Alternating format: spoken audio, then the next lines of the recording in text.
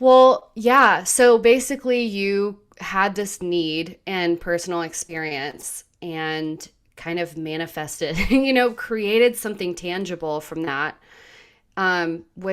So I think that's what's cool about that is that it's kind of like a bottom up process. That's what we would call in the therapy world. Like, Mhm. as opposed to like you seeing an app and being like, oh, what should we create to make some money? It was kind of the other way around. Um, and what I remember, because I want this to be as authentic and organic and real as possible. But I remember I was like, I need to, if I were ever to do a sponsorship or anything, I would want it to be congruent with my message. Like, Yeah. I'm not going to sell weight loss pills or, whatever. Um, and thinking like, okay, as a therapist or in training, I thought of clients that would use it. And it's because therapy itself is like one on one, and people that get to go to therapy, have the means to do it. And in general, it's not very accessible. So, an app that's a group concept too, I love that because um, I just think, it's not one-on-one relationship. It's like actual group interaction. And Right. Right.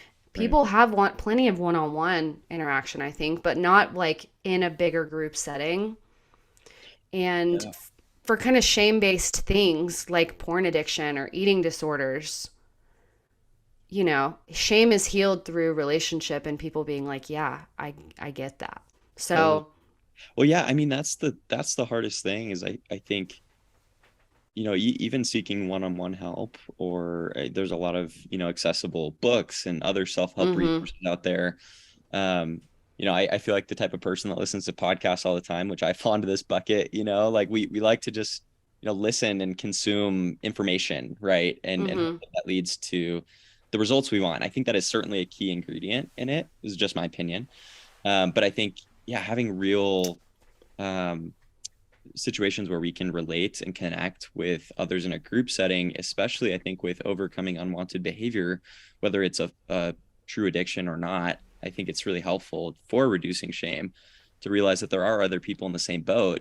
But even a step further than that, like how do you work together with those same people or with those, yeah, people in the same boat, towards the common goal and not just like, cool, I know other people in the world exist that are like me. Now I'm going to go back to my corner and like sorrowfully Mm-hmm. keep chipping away at this, part of my life Yeah, by yourself. by myself. Like, Yeah. and yeah, so education, like you said, is important. All the resources people have, the books, whatever, and then relationship. Like to me, those are the two magic ingredients to everything. Yeah. So I love that you combined that and reached out and, you know, are paying me to talk about it. That's pretty cool. Yeah. Yeah. No, like at the end of the day, like I think being transparent with that to people and knowing that Yeah. so the app is paid. We launched it free because we Yeah. were like, let's just get this to the whole world. Like we are not, we were in college at the time when we started working on this. We're not trying to like That's become wild. billionaires overnight.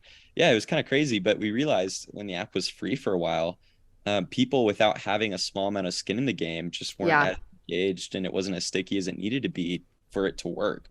And so we tested, what if it were a small monthly subscription, and we saw things totally change in people's behavior. Wow. Started being transparent about that when people sign up for the app on like the payment screen.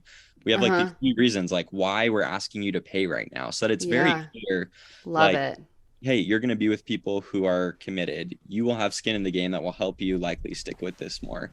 And three, you can help further the mission to reach more people, that are out there. And I try to just like be really clear with people. Like I still actually haven't paid myself $1 from Relay because like when we enter partnerships with people like you, Kate, it's like we really do like know that there's people out there who are struggling in difficult marriages, or this has been a part of their life for years, yeah, whether it's eating disorders or pornography addiction, whatever it is.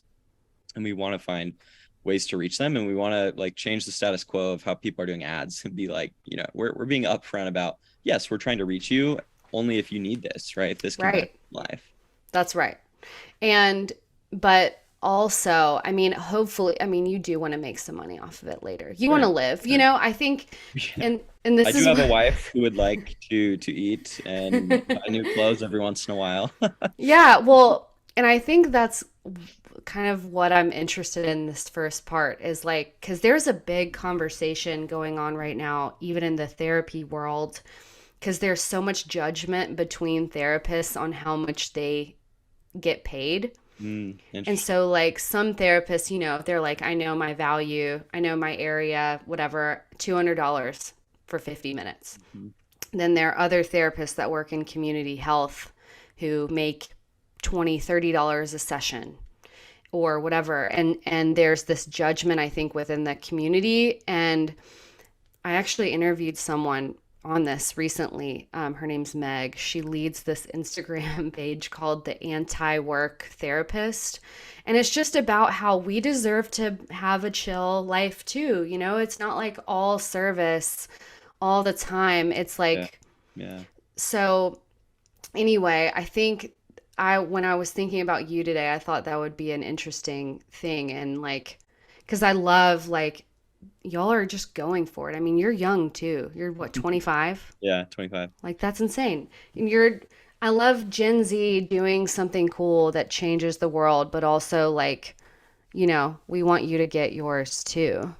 Yeah. So, Yeah, no, that's really interesting. Yeah, like I grew up in a family that was very like service was a culture of our mm-hmm. family, and I did grow up, pretty religious as well, and so kind of attending church and like that was the theme of like serving others and the motives for serving others too, not being to get gain, but to do good and to help people. Right. And so that very much I think was instilled in me from a young age. And yeah, I think it's interesting as like I've talked to a few different church organizations about, they are aware of people who might benefit from Relay. And I was really surprised, like there was a small percentage, this wasn't everyone, but this was maybe like 15-20% of people who were a little surprised that the app wasn't free. Mm, You tried to explain kind of like the rationale there, but I think like kind of observing like the culture of like, no, like altruistic service, like surely should involve no exchange of dollars. And I've thought a lot about therapists actually, and like the work that really? therapists do is like, Mm-hmm. in my mind, I think it's incredibly service oriented. Like I think it is the definition of a profession that is like exists to help other people be healthy and happy. Right. And like how could that function exist in the world if yeah, there's no adequate compensation that can help those people stay healthy and happy in their own families and their own lives. And if they do a good job, should they not be allowed to thrive just like how someone in business, like if they make a good job, right? Right. They're making a lot of money. Like, I don't know, it's interesting, kind of weird paradigm in I society where I know. think jobs that are more service oriented, like, is it frowned upon to like also like be rewarded for that if you succeed? But like, what does succeed mean, right? Like, is it if it's actually helping people? Like, that's a really interesting question in my mind. Yeah, totally. Yeah, well, and I think that what I've come to is just it's all. You can believe in yourself, you can know that what you have is of value and know that we live in a world where things cost money. And like you said, the numbers kind of show that when there's skin in the game. I mean, I remember I worked at an inpatient drug and alcohol rehab. We Mhm. didn't do process addictions a lot, like video games and porn, because insurance didn't pay for those at the time. This was, 5 years ago. But the people whose insurance covered all of treatment, like they met their deductible and everything, we could get them on a plane, we could even pay for the flight, like they wouldn't go. And then the people that paid, like, you know, say we could get their deductible down and they paid $20 out of 1,000, like they would go. Wow, that's Yeah. interesting. So, um, I just think it's a really interesting conversation in this new world where of transparency and online culture and ads and relationships like this with you, where we're trying to make a living for ourselves. Like, my husband's a college baseball coach, Mhm. so we could move at any time. Like, but therapy is very location specific. You have to get licensed in certain states. So part of this is like, I want to be more flexible. I want to have more opportunity for myself, like, and not be so, you know, stuck to like having to start over if I move somewhere else. So, Mm. um, I think the what we're coming to is just honesty is the key. It's like you said, it's we want to reach you and we want you to get this only if you need it. But part of me too is like, yeah, but y'all are still trying to build, you're getting investors, like you need numbers, you know? Like Yeah. I just think it could help everyone. Yeah, it's so interesting because yeah, we've been in this process of taking on some investment to help us grow the team because it's currently just three of us friends who all met in college, and we haven't been paying ourselves a dime. We've been putting any money we've been making right back into like, yeah, like how do we reach more people and grow the product to be better and better, like really Yeah. invest in building this thing to be such an effective tool. And that takes time and that takes money and that takes people. And yeah, investors, they want to see like, I think it's been interesting to see the response. They're used to investing in a lot of companies that maybe sell like software to other businesses, so much less altruistic. And Right. and I think there's a lot of appeal. Like when people hear about Relay, like I've talked with, I don't know, like 70 different investors in the last couple of weeks. Like people are Whoa. really interested in Relay because I think humans are drawn to the idea of doing good, and they see this opportunity that if Relay, works out, I think it does a lot of good in the world for a lot of people. But at the same time, like their incentives, right, are, well, how does it also at the same time like become a big business and make a lot Right. of money?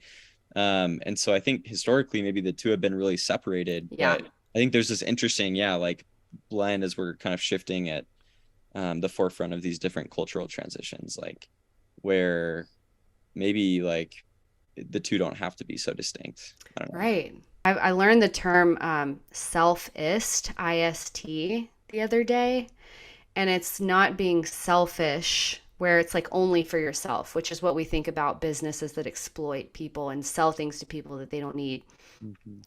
Um, it's selfist where it's both. It's like, yeah, I'm in this for me too. Yep, like I'm a human being. I have needs. Like I have my limits too, but also, you know, I can kind of be others oriented too. Have you heard that word before? No, that's a really interesting word though that I think kind of captures what we're talking about. Totally. Um, well, I want to know more about your story, how you got here. So, well, I guess first maybe a bridge would be so what are your boundaries when you talk about your personal story about kind of the need under Relay and talking to investors about it? Like how do you separate the two, or maybe are they, how do you know when you're reaching a limit? Yeah. Yeah, that's a good question. So I think one of the biggest things that I've learned about myself as I started to like walk along the path of sharing my story more, which then led to starting Relay.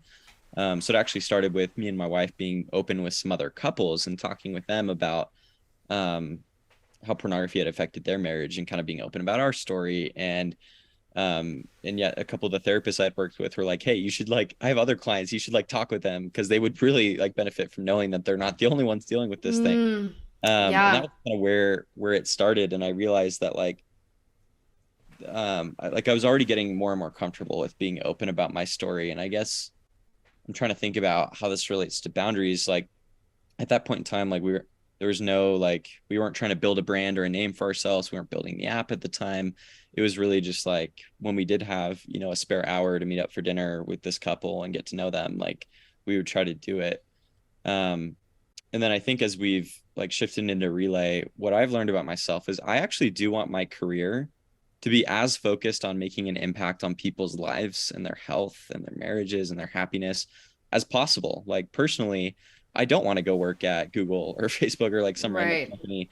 I mean, I kind of got introduced to the world of tech and startups, which is why I kind of have a background that maybe makes me a good fit to build an app, Mm-hmm. with my team. But I was never like I realized, I guess, as I was starting to be more open about my story and talking with these other couples that I didn't want to just go work for a company that's selling random software to other businesses. That if I had any choice, I actually do want my career to be like pretty aligned Yeah. with um like how do we help people, and where's a specific strength and area that I can maybe make a difference there. And so I actually have looked at it a little bit less like boundaries in that sense and more of like trying to incorporate all of the things that I would value in a normal, like healthy career aspirations with like healthy desire to serve the world and like make Mm-hmm. positive influence and impact. And kind of I guess like the more important thing I think with any job, but especially with this because it is so personal, Yeah. the boundaries I think play more into like my personal life and not letting that bleed into like my self-worth and identity because this is something that I'm Mm. personally invested in, or to my relationship because it is something that stemmed from a personal story with me and with us. And so I think I've gone through different waves of like how healthy my relationship is with relay and my work. Sometimes where I am like very self-critical and very like sad. If say for Mm-hmm. example someone like cancels or leaves the app, I'm like, man, like what could we have Yeah. done better? Like what fell It's short? personal. Yeah, it's personal. But I think recently I've been in a more healthy place where I think the shift has been we are on a long-term journey of building something that is going to help a lot of people. It's already helping a lot of people. Nothing is going to be so perfect that it helps everyone because like we're saying, actually like no product, whatever it is probably right for every single person. Like, Mm-hmm. so I think just being more uh, confident that this is a long-term journey and we're gonna figure it out and it's gonna be okay. And I'm a lot more okay with stopping work at 7 p.m. instead of working all the way till midnight or Yeah. something. Like, for me, that's I'm a little bit of a workaholic and I need to work on that. But you know, ending work early and spending time with my wife or enjoying other things again in my life Yeah. besides like I have to like succeed both at this like impact people and serve plus like get a career off the ground now with my own company, like kind of distancing myself from that attachment of self identity and self worth, I think has been helpful there. Oh my gosh. Wow. Wow. That's so like self-aware and real, I think. Um, what I think am hearing you say is that you see it as something separate than yourself. I think for me, like doing this podcast and just starting it and even my TikTok, like I'm so attached to it, it feels like mine. Yes. I mean, Yeah. it feels like I don't have a kid. Um, but it's kind of funny. I almost feel like if someone was like, "Yeah, it's like saying to a mom you're really attached to your child." It's like that's not the way, it's like you created something. It's way more than attachment. And Right. so I think what you're saying is like seeing it as like part of you, but also something separate than you. Yeah. Yeah. Because I think, I mean, gosh, it's so like, I hear what you're saying about kind of starting something new. You started this app from this need and you care so much about helping other people in it. And like, it's fun to build something and you want to see it do well and you want to get paid, and like see it become reality in 3D. And so I get it. I mean, I go home at night and I'm thinking, like last night, I think I fell asleep for 30 minutes and then I woke up like 10 ideas for what I wanted to talk to you about. So I have this whole note on my phone, you Yeah. know? Yeah. I'm Yeah. lucky my husband goes to sleep early because he gets up early. Because, like, at night, I feel like is when my mind is going It all berserk. comes. Yeah. Yeah. Oh yeah, I totally feel that. Yeah. But yeah, so what you're saying too is balance in your life, focus on relationships, kind of knowing it's long term and it's kind of gonna, you know, Ebb and flow. Yeah. yeah. Yeah. And that I think you saying that just shows me that you know what you're saying. Like that only comes from experience Oh doing yeah. it. And definitely like having phases where I was not in a healthy place with this and like realizing Right. like, okay, I do need boundaries in this area, or like how do these concepts like interrelate of, okay, I want this to be a successful business and product and reach a lot of people. And I also want to like make sure every individual has an amazing experience and like Yeah. not letting that just like putting myself in the middle of, you know, the war of thoughts and realizing like, you know, everyone has different strengths and things they can offer. And I feel really blessed to be in a position where I'm figuring this out and still learning how to make Yeah. it a good thing. Yeah. And you've got sounds like a lot of support to do that too. I Yes. mean, Yeah, for sure. That's great. Well, yeah, I mean, I'm curious about, so you said that kind of going into your personal story, you said that this was something you and your wife dealt with together. How Mhm. old were you when you got married? So I was, let's see, our third anniversary is actually tomorrow. Oh, So three happy years ago, anniversary. 22. We were pretty young. Yeah. Uh, BYU. yes, BYU, the statement holds true for us. Is BYU a Mormon school? Yeah, yeah, it's owned by the Church of Jesus Christ Latter-day Saints. So mo most people Okay. there are members of that church. I think it's like 95%. There's still some people Oh, that aren't. wow. Yeah. Okay. Gotcha. So you got married at 22, and are you saying that you dealt with this before that with her, like in Yes. your relationship with her? Yeah, so it was definitely a theme as we were dating and in our engagement. The story for me goes back Mm-hmm. to when I was 14 years old. And that's when I first started struggling. With, yeah, with pornography Yeah, addiction yeah. So or with pornography pornography. in general. Well, and actually, so I guess to give a little bit of preface, I guess like growing up in a, religious family, I was also the oldest. So, like whether it was school or sports or yeah, just like being a good person and son and like, whatever, I felt a lot of responsibility to Mm-hmm. perform. And I think some of that wasn't healthy. And we actually did have some open conversations in our house, mostly, I guess, with my mom. My dad didn't really want to talk about these subjects, but Yeah. um, about like pornography and understanding like the harm that it can cause, and just a lot of it stemmed from kind of a moral, spiritual place, but also Mm-hmm. um, like I remember we had talked about some personal experiences in my mom and people she had known, like how it had affected marriages and relationships down the road and things like that. But we never talked about masturbation, and actually that was something that I stumbled upon first that most people I feel like don't really talk about. And Mm-hmm. I know there's all sorts of mixed views and opinions on masturbation, but for me it led to pornography and it led to compulsion. And it quickly became an outlet and an escape from these unhealthy stressors that I didn't know how to deal with in a healthy way. And so that was kind of going on my first couple of years of high school. And I knew, like, I very quickly knew that I didn't want to be doing those things and that I didn't feel good. And it really started to affect my mental health. And Hmm. more than anything, like, I, I, I knew that I wanted to quit, but I felt really isolated and I didn't know who I could Yeah. talk to about this. And I felt a lot of shame too, especially from like the church culture, right? Where I feel like that I love and respect like my parents and the church, and I still am a pretty active member in the Church of Jesus Christ of Latter-day Saints. But there was definitely a lot of like, man, if you struggle with this, like that's not good. And it made me feel like instantly like, oh, I'm struggling with this, I'm not good.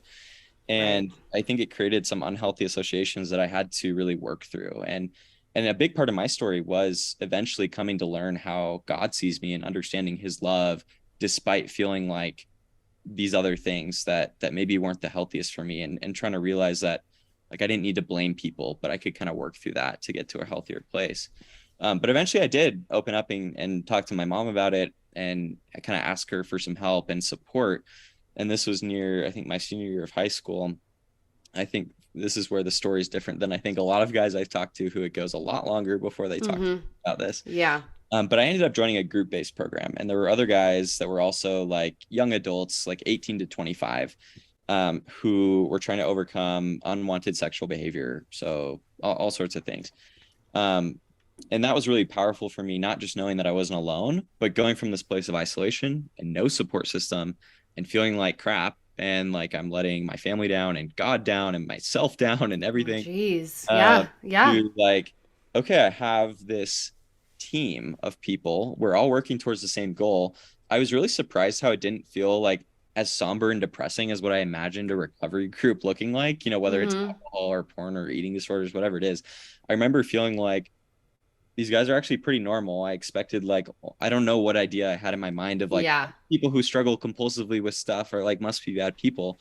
So I think just even seeing like other people who are good and have good desires for their lives are trying to change here, and realizing that yeah, it wasn't this depressing like hey like I'm an addict blah blah blah. It was like okay guys, like here's like some principles and we were working on different skills together. how can we work together to find healing and do that in a healthy way. And And were so you that's 18? yeah, so I was around 18 when I started really seeing progress here and working through that program. Wow. Mhm. That's pretty amazing. I think the word that stands out to me, just, I'm sure there's a lot if I were to listen to this again, but you use the word team. When you were in high school dealing with this, did you play sports? I did. Yeah, I played basketball, ran cross country. Was there ever talk about anything well, and did you go to a religious high school, No, no, yeah, it was public just high school? yeah. Yeah, And no. no talk about pornography, masturbation, male sexuality, kind of from an educational standpoint. None. It was pretty sparse. I mean, I feel like there was really two camps as I kind of remember it, like people who generally like whether it was for religious reasons or just kind of their own moral like compass, realized that like they wanted to like wait until they were married to have sex and like generally believed in like I don't know, like I, healthy sexuality was like something that they were thinking about versus like maybe other people who were just kind of like whatever goes, this is just fun and games, right? Like they're at parties having sex, stuff like that. And so there wasn't really open talk about anything like this. And I think in high school, I definitely tried to hang out with people who these people were very successful at sports and academics. And I was never like in one particular friend group. I feel like I was the type of person I moved around a lot growing up. So this is probably where Mm, it comes from, where I kind of had friends across different groups and mm-hmm. get along with anyone. But I kind of probably compared myself and realized like, man, it looks like all these other people are have control over their lives Right. And are doing fine. and they're doing fine. And I didn't even like the thought didn't even cross my mind like of all the things that they could be struggling with internally, is it possible that they are struggling with anything? Really, I just saw from the outside like, well, I don't have control over this one area of my life. And whether or not other people did or didn't, like it definitely impacted my self-feel, I think. Right. Well, it's so sad to me how prevalent it is because I learned the other day that, you probably know the numbers. 90% of men use porn. Like Mhm. Yeah. 90%. That's and that's just, reported. Who knows if it's more? Yeah.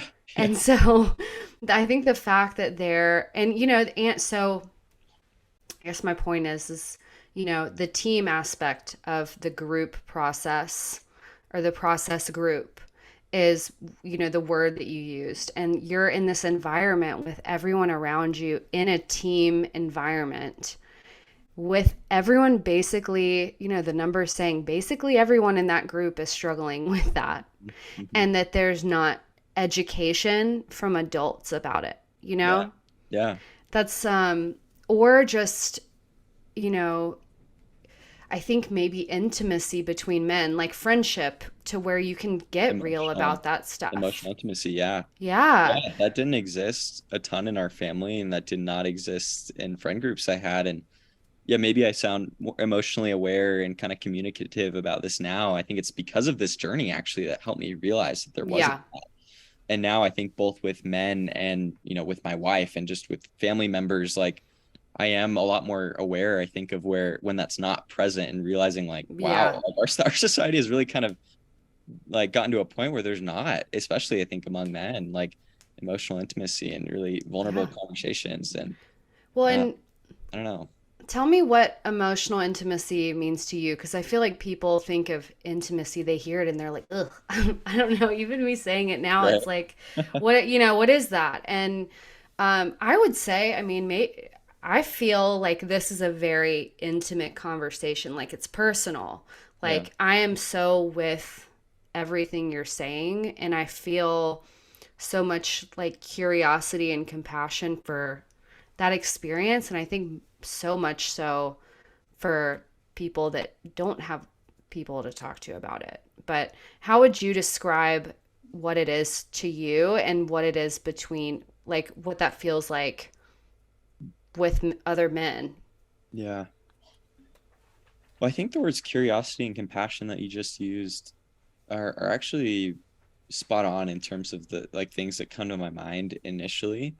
I think that when I reflect on typical conversations, especially among, men, friends, colleagues, um, actually any conversation I think in a work or professional environment also falls into this bucket. A lot of conversations with my family, it often feels very surface level in terms of Mm-hmm. like, curiosity and compassion is more on like the what are you doing today? How was your previous like what life decisions are going on in your life at a very high level? Like how is school, work, or friends going and hobbies, It's whatever it kind of is. like one dimensional.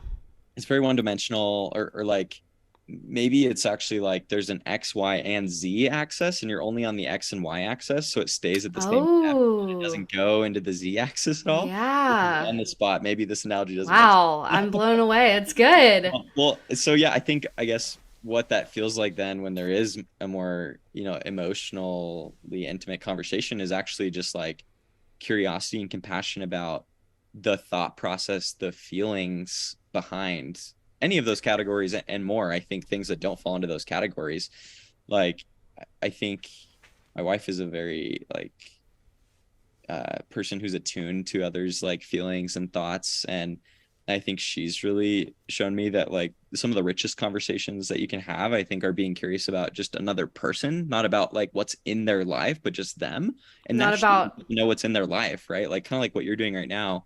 I feel like you're being curious and compassionate about me. mm-hmm. As a result, like we're talking about kind of things in my life, but it's creating a safe place where I'm opening up about feelings and thoughts and experiences that I think in most, yeah, like work settings, family settings, and like peer-to-peer settings, it doesn't reach like that depth that can feel like I don't think it needs to be like opening up in the sense of I'm really struggling with this and here's what about Right, my life. Like I think it's not emotional intimacy is not just like crying on each other's shoulders, I think, but right.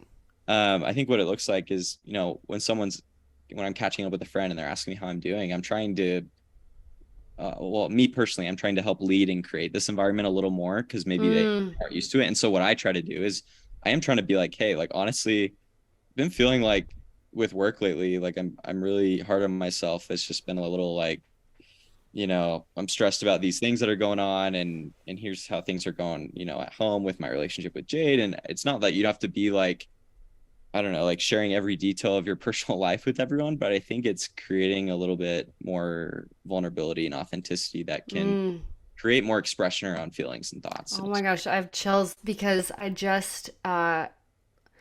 had a friend, I had a module at school, which is where me and other therapy students get together and staff cases. So Oh, we'll speak generally about a client that we're having trouble with. Anyway, there's a guy in there who works at a private practice that specializes in sexual dysfunction and sex addiction and those disorders. And he told me that the definition of intimacy is vulnerability and authenticity. That's literally what you just said. Um, well, and I think what I'm hearing you say too is you're asking not what someone is doing, but how they're doing. And that relates more to their being and just who they are yeah. and How they not see the world and how they're experiencing that. right. And like you said, so there's a separation, right? There's a separation between like who you are and the world around you, and the relationship between the two is your experience. And that's unique to you. Yeah. Yeah. And so I love that you kind of put words to that because, and, clarified what that's like between guys and what it's not also. I think Um, guys definitely just struggled to get to this more. I don't know why. why? I don't Why? know. Yeah, Because I is don't it know. like, It's probably are you feeling uncomfortable right now getting no, this no. going deeper? Do you think you did before? Yeah, I probably did. And I don't feel this like I don't feel uncomfortable either doing this with guys now. Like I said, I try to actually like just facilitate this more like organically and Model it. Yeah. yeah, and model it in any conversation I'm having, where appropriate. And I think this could be its own discussion, right? But like the context of a situation and environment definitely like has maybe appropriate boundaries on like what's the targeted depth level of, vulnerability and authenticity that makes sense for the conversation. Mm, Um, but let's say it's just the average, like we have an existing friendship, me and another dude. we're catching up at lunch, we're we're still friends, but it's been a little while. Yeah, I guess it's just hard because probably just the generic, social cultural cues around men being tough and not sharing their feelings, and like we think about work and tasks, and this is of course the stereotype, and so I think really it's just a lack of practice. I think I've noticed my friends who are in relationships or married have a little bit more attunement to this, maybe more than others. And I'm not the marriage and family therapist here, but I think the ones that are having some rough patches in their marriages that I've seen, and Jade and I don't have a perfect relationship for sure, but Sure. when things are rough, as I've observed in friends or in our relationship, we're not doing this very well, these Right. type of things, right? Right. Well, and I think finishing up here, I mean, this has been so good. I feel like we could talk about this a long time. Which I think is like a marker when you feel like you do have emotional intimacy is like time doesn't exist in a way. Like you're just Yeah. so present about with between two people. But the word that you said was there's not like the context a lot of time for like or that where the social cues or whatever are there that really foster or like set you up to have emotionally intimate conversations with men. Guys sitting around watching a football game, that's not the context. Right. Guys don't really ask each other to lunch to catch up. I would feel like the stereotypical guy listening to this would be like, or like, they're Maybe not going to that's go on a true. walk. Yeah. Yeah. They're not going to Right. hot girl walk together. Like, what's the context? Yeah. Well, that's so funny because I'm like, actually, I feel like as I've gotten better and better at this, I definitely go to lunch with guy friends all the Well, time. yeah, I go on walks sometimes with my co-founders, okay. right? Like when I'm like, man, we're talking about is the next 10 tasks we all need to get done for Relay. I'm like, let's go on a walk, or let's go walk and get lunch together, I we're mean, nearby. And that's like we're able to talk more about like how each other are doing, how we're experiencing yeah. day-to-day life, and not just like coordinating around like very specific, subjects and tasks and things. Why do guys have that perception that things like that are like for women? Yeah. Um, Why? So, just that's what well, they I mean, see. I don't know. it's not really a, I don't know if there's one answer, but to me, it's like, it sounds like there's that TED talk about addiction that it's connection Yeah. that's the opposite of addiction. So, like within men, if pornography addiction and use is 90%, seems like the solution would be openness, emotional intimacy, support with other men and other women too, like Yes. platonically.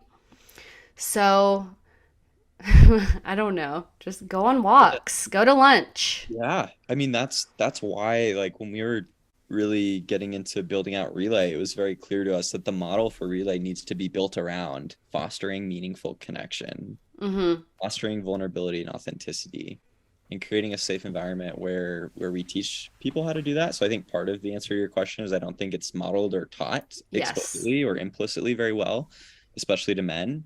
I don't know, maybe women naturally do see that modeled a little bit more in Mm-hmm. other relationships on average, or with older sisters, or friends. Like, again, I'm not the therapist or the psychologist here, but who knows? It's okay. No, your But I experience definitely, is just as yeah. matters. Sure. No, Just as yeah. So I true. think like maybe it's the like teaching the skill actually, and like helping, Yeah. I love and then seeing it as creating a the skill. environment.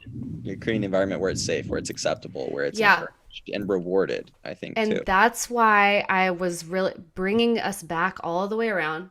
That's why I love Relay because it's like if you don't feel comfortable enough going to a group therapy in person, you Yeah. don't have the means to go to therapy and pay, but you want to explore this in relationship and you can stay anonymous. I mean, what else are you going to do?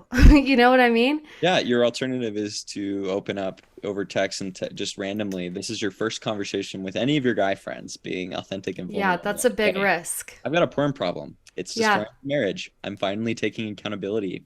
What's up? And that's Or not you going to happen. So, Well, right. That's a big risk. Or you could go like on Reddit yeah. and join forums, which are great, but very informative, very entertaining. But again, transactional, don't build relationship and like Yeah. this, what I'm doing with you. Right. Yeah. No, it's like we actually found, a lot of people on Reddit were looking for and craving this tighter knit support system, and thank goodness that there are social communities that you at least get the sense that you're not alone with whatever you're struggling with. Mm-hmm. But what we found is that people who were really loving Relay loved this sense of, I have like 7 or 8 people who are in my corner Yeah. consistently, not like a million people who there's no consistency from day to day of whose posts I'm seeing, who I'm interacting with. um, which I think is just the nature of social media, is like you're in this like big bucket of just lots of people. And but Relay providing this space and the environment where we have a tight knit group of people, and you can stay anonymous, but it's also an environment where you can be a little bit less anonymous than gamer dude 123 as like your handle or whatever. Like Yeah. we're seeing people put their real first name sometimes. You can choose. Choose, yes, you That's can the choose. biggest thing. Exactly, yeah. And I think that also helping teach people how to do it, not just like throw them into a Yeah. group, is also huge. Like making it a little easier is what we're Yeah. trying to do with Relay. Love it. Okay. So how I want to end this right now, and this will be a like funny and ironic, I think. I want to hear your best like plug for the app. So like so join Relay, go here and look for it and it's this much and like Hmm. can you do that? Can you Sure. add? Can you make an ad at the end? Yes. So I'll lead with the problem. So if you or someone you love is struggling with an unwanted behavior, whether it's pornography or eating disorders, are the two types of groups that we have going right now. And that person, whether it's you or someone else, is sick and tired of struggling alone, believes what Kate and I are saying right now, that connection is a key role in the healing process. Um, Relay makes it easy to find a group if you don't already have one. So most of our users, they come into the app, they answer 12 questions, and we match them with 7 or 8 other people who are working towards the same thing that they are, similar age, gender, also same preference if you want to be with a group of people who are spiritual or faith-based versus people who aren't. We also kind of create environments where you can kind of be with people who are here for similar values and reasons. And once you're in the group, we don't just throw you in the group chat like I talked about. We give a few different tools that make it easy to develop emotional awareness, that make it easy to reach out when you identify that you're feeling whatever it is, any of your stressors. Maybe I'm feeling bored or lonely.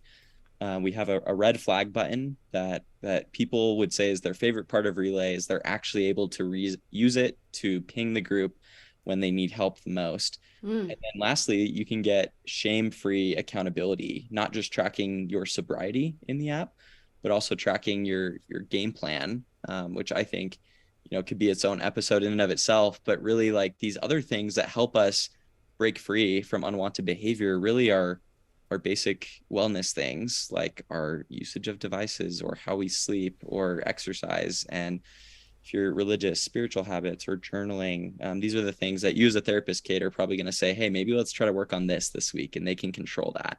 So they're able to track that in Relay alongside their group who's tracking their own game plan. And there's accountability that people are saying is fun and actually isn't shameful and is really motivating. And so you can get Relay on the App Store, both for iPhone and for Android.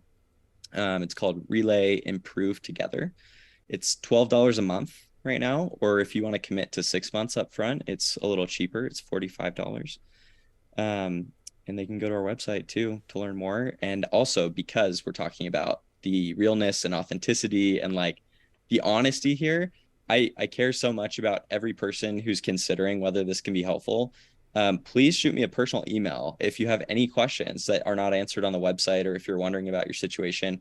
I will respond to you. My email is chandler@joinrelay.app. I'm sure we can put that in the notes. We'll put it up. And yeah, I would love to hear from anyone who wants to reach out. Nice. That's so good. I don't So have it good. down to the 20-second, the infomercial between your, Wheel of Fortune show. So It's okay. good I news that would, that's not where we're advertising. So yeah, no, that's funny. That's really funny you say that. That was great, by the way. I think that was it was concise, it was specific. I was on an episode with a big creator on TikTok, like we recorded one, oh, cool. and I she like gave me the opportunity to plug for this podcast, and she was like, just say, the name and what it is. And I went on for like 3 minutes about it. And she has a producer like live editing as we're going. And she was like, hey, Kate, maybe let's just redo that. If you could just say one That's or so two funny. sentences. I was like, oh, okay, whatever. I'm learning. I'm doing it. Yeah. Whatever. I'm not embarrassed.